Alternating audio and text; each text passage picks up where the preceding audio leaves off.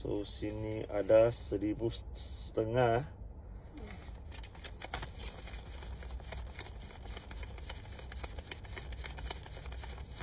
Rp1,000. Okey.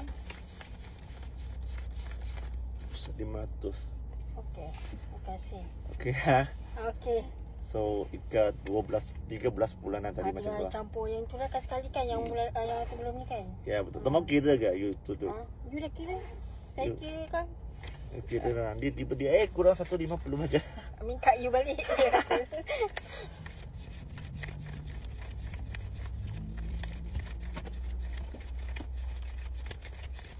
Cukup. Cukup lah ini. 1,500 sini ya. 1,500. So you compare lah. Dulu masyarakat atau sekarang masyarakat. Dulu masyarakat best. Best lah. So best semua. Sebab dia you boleh 12 bulan. Dia hanya 6 bulan saja. So itu payment banyak tinggi lah. Dia punya tinggi. So itu ya you bilik kami sini lah. Ya betul. Ini pinjam ke berapa kali? Kedua. 2 kali lah. Semua okey, tak ada masalah. Okey, tak ada masalah. Thank you ah. Okey.